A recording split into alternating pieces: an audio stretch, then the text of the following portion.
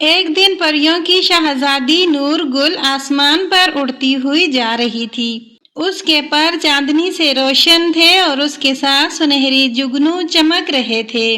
اچانک وہ ایک دلکش وادی کے اوپر پہنچی جہاں ہر طرف پھولوں کے قالین بچھے تھے، تتلیاں ناچ رہی تھیں اور پانی کے چشمے گنگنا رہے تھے، مگر اسے وہاں پر کچھ عجیب سا لگا۔ وہاں صرف مرد، بوڑھے اور بچے نظر آ رہے تھے، کوئی بھی عورت نظر نہیں آ رہی تھی۔ نور گل حیران ہوئی اور اس نے زمین پر اتر کر ایک بزرگ سے پوچھا، بابا جی، عورتیں کہاں گئیں؟ بوڑھے کی آنکھوں میں اداسی چھا گئی اور بولا، بیٹی، ایک پراسرار بیماری نے اس گاؤں پر حملہ کیا۔ صرف عورتوں کو لگی، ان کے خوبصورت بال جھڑ گئے۔ شرمندگی کے مارے وہ سب گھروں میں چھپ گئیں، خوشیاں، ہنسی، گیت سب ختم ہو گئے۔ نور گل کا دل بھر آیا، وہ سوچنے لگی، کیا خوبصورتی صرف بالوں میں ہوتی ہے؟ کیا یہ عورتیں صرف گنج پن کی وجہ سے خود کو چھپا لیں گی؟ یہ سوچتے سوچتے نور گل پریوں کی ملکہ لیلا رانی کے دربار میں پہنچی اور اس کو سارا ماجرا سنایا۔ ملکہ لیلا رانی نے جب نور گل کی بات سنی تو وہ چند لمحے خاموش رہیں۔ دربار کے نیلے بلورین ستون کے درمیان گونجتی سنجیدہ خاموشی میں انہوں نے نور گل کے چہرے کی چمک اور آنکھوں کی سچائی کو بغور دیکھا۔ پھر آہستگی سے تخت سے اٹھی اور نور گل کا ہاتھ تھام کر کہا، تم صرف ایک پری نہیں، تم میں ایک ملکہ کی روشنی ہے، اگر تم اس آزمائش سے گزر سکو۔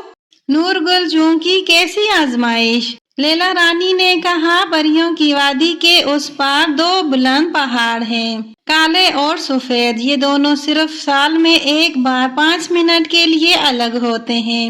ان کے بیچ ایک قدیم اور جادوئی چشمہ ہے، چشمہ ہے یقین۔ اگر تم ان عورتوں کے بال واپس لانا چاہتی ہو تو تمہیں وہ پانی لانا ہوگا۔ لیکن سن لو نور گل، اگر تم وقت پر واپس نہ آئی، پہاڑ دوبارہ بند ہو گئے تو تم ان کے بیچ ہمیشہ کے لیے قید ہو جاؤ گی۔ نہ ہم پہنچ پائیں گے، نہ تم بچ سکو گی۔ وہاں نہ ہوا ہے، نہ روشنی، بس خاموشی اور فنا ہے۔ نور گل نے ایک لمحے کے لیے اپنی چمکتی سانس روکی، پھر مضبوط لہجے میں کہا، اگر میری بہنوں جیسی عورتوں کو پھر سے مسکرانے کا موقع مل سکتا ہے تو یہ خطرہ میں خوشی سے لے لوں گی۔ لیلا رانی کی آنکھیں نم ہو گئی، انہوں نے نور گل کے ماتھے پر بوسہ دیا اور کہا، اگر تم کامیاب ہو گئی تو میں وعدہ کرتی ہوں تم ہی بنو گی ہماری اگلی پریوں کی رانی۔ نور گل صبح سویرے طلسمی اڑنے والے سفید گھوڑے پر سوار ہوئی اور پریوں کی وادی کے پار نکل پڑی۔ راستے میں رنگ بدلتی ہوا، گرجتے بادل اور پہاڑوں کی خوفناک سرگوشیاں اس کا حوصلہ آزما رہی تھیں۔ کئی بار یک ٹھنڈی ہوائیں اس کے پر جمانے لگیں، مگر وہ رکی نہیں۔ بالآخر وہ ان دو پہاڑوں تک پہنچی، وہ آمنے سامنے تھے اور بیچ میں کالی دھند۔ آسمان سے ایک عجیب سی روشنی نیچے گر رہی تھی، یہ وہ لمحہ تھا۔ پہاڑ آہستہ آہستہ الگ ہو رہے تھے۔ نور گل نے اپنی سانس روکی، جادوئی چادر لپیٹی اور اندھیرے میں داخل ہو گئی۔ اندر مکمل تاریکی تھی، شور تھا، مگر آواز کسی اور دنیا کی لگتی۔ نور گل آہستہ آہستہ چٹانوں کو چھو کر آگے بڑھی اور بالآخر ایک نیلی روشنی دکھائی دی۔ یہ تھا چشمہ یقین، چمکتا، لہراتا، جادو سے بھرا۔ اس نے جلدی سے اپنے طلسمی پیالے کو بھرا اور جیسے ہی واپس مڑنے لگی، دھاڑتی ہوا نے اسے پیچھے کی طرف کھینچنے کی کوشش کی۔ راہ میں سنہری ناگ، پھسلتی چٹانیں اور اندھیرے کا خوفناک سایہ اس کا امتحان لے رہے تھے۔ نور گل لڑکھڑائی، مگر اس کے دل میں عورتوں کی اداس آنکھیں، بچوں کے سسکتے چہرے اور ماں کی دی ہوئی امید کی طاقت تھی۔ اس نے جادوئی چادر لپیٹی، پر کھولے اور دوڑ لگا دی، باہر نکلنے کی آخری کوشش۔ پہاڑ بند ہو رہے تھے، ان کے کنارے کانپ رہے تھے، روشنی مدھم ہو رہی تھی، صرف چند لمحے باقی تھے۔ نور گل نے آخری سانس لی اور پوری قوت سے اڑی۔ وہ بال بال بچی، جیسے ہی اس کے قدم باہر نکلے، پہاڑ ایک دھماکے سے دوبارہ جڑ گئے، ہمیشہ کے لیے۔ وہ زمین پر گری، سانس پھولی ہوئی، ہاتھ میں پیالہ محفوظ، اس کے چہرے پر تھکن تھی مگر آنکھوں میں فتح کی چمک۔ نور گل واپس گاؤں آئی، اس نے سارے لوگوں کو بلایا، ہنس کر وہ عورتیں جو خود کو چھپا کر بیٹھی تھیں، عورتیں شرماتے ہوئے ڈرتے ہوئے باہر نکلی۔ نور گل نے کہا، تم سب خوبصورت ہو جیسی بھی ہو، لیکن اگر تم خود کو قبول کرو اور اپنی ہنسی واپس لاؤ تو میں وعدہ کرتی ہوں کہ تمہارے بال بھی واپس آ جائیں گے۔ عورتیں حیرت سے دیکھنے لگیں، تب ایک چھوٹی بچی ماہین آگے آئی اور کہا، میں گنجی ہوں لیکن میں خوش ہوں کیونکہ میری ماں کہتی ہے کہ تم تو میری شہزادی ہو۔ ماہین کی ماں کی آنکھیں بھر آئیں، وہ بھی چادر ہٹا کر کھڑی ہو گئی۔ پھر ایک ایک کر کے سب عورتیں باہر آئیں، کہکے لگائے، ایک دوسرے کو گلے لگایا۔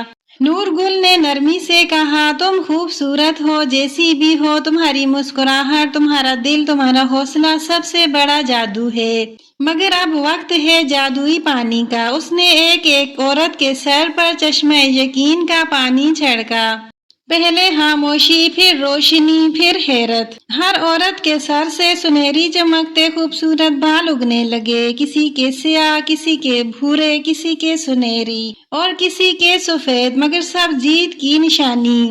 عورتیں خوش ہو گئیں، عورتیں چیخیں، ہنسیں، گلے ملی اور پہلی بار برسوں کے بعد گیت گانے لگیں۔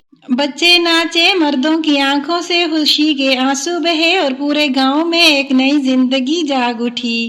جب نور گل واپس گئی تو لیلا رانی اس کا انتظار کر رہی تھی۔ انہوں نے اسے سینے سے لگایا اور کہا، تم نے نہ صرف جادو کیا بلکہ امید کو زندہ کیا، اب تم ہماری رانی ہو نور گل۔